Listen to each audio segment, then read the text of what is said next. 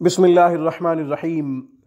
सामीन इकराम, आज हम ख़ास इस्तिखारा बताते हैं और उसका आमिल बनाते हैं आपको।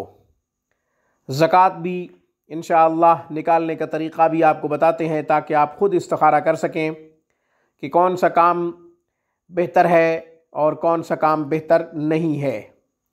अच्छे बुरे की तमीज़ के लिए इस्तिखारा करना चाहिए। रसूलुल्लाह सल्लल्लाहु अलैहि वसल्लम ने इसकी तलकीन फरमाई है, तालीम फरमाई है। इस्तिखारा करना चाहिए। इस्तिखारे का आसान तरीका अल्लाह ताला के मुबारक इस्म से, इस्म है अर्रहीम। अर्रहीम इसे आप 1100 मरतबा पढ़ें। 1100 मरतबा पढ़कर हस्बे तौफीक 11 रुपये, 21 रुपये, 41 रुपये, 101 रुपये इसकी चीज़ ले लें, मीठी चीज़ बच्चों में तकसीम कर दें। ऐसे समझें कि आप इस्तिखारे के आमिल बन गए। अर्रहीम का इस्तिखारा आपने उसकी ज़कात निकाल ली। अब जो है आसानी से इस्तिखारा कर सकते हैं। रात को बाद नमाज इशा 2 रकात सलातुल हाजत की नफिल पढ़ें।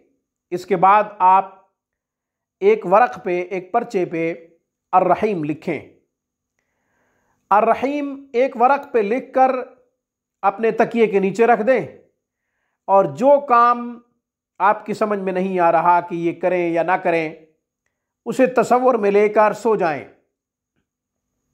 इंशाअल्लाह अल्लाह तबारक व तआला की तरफ से रहनुमाई हो जाएगी कि ये काम आपके लिए ठीक है या नहीं है।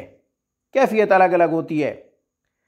किसी को तो ख्वाब में बतला दिया जाता है और किसी को जागने के बाद दिल का मैलान जो होता है उससे महसूस हो जाता है।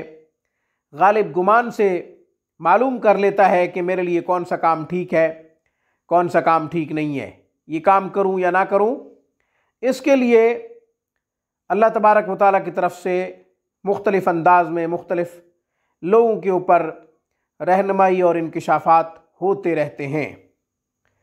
तो सामीन, ख़ास इस्तिखारा, ख़ास अमल और उसकी ज़कात, फिर हमेशा के लिए मुस्तकिल इस्तिखारा करें और किसी की मोहताजी या फिर किसी से राब्ते की ज़रूरत नहीं है। इंशाअल्लाह आप ख़ुद कफ़ील हो जाएंगे, खुद ही इस्तिखारा कर लेंगे।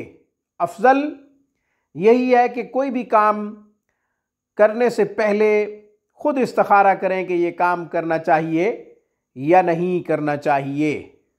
आज की वीडियो में बस इतना ही। रूहानी परवाज़ को सब्सक्राइब कीजिए। हमारी तमाम वीडियोस की अपडेट हासिल करने के लिए घंटी के बटन को दबा दीजिए। अस्सलामु अलैकुम व रहमतुल्लाहि व बरकातुहू।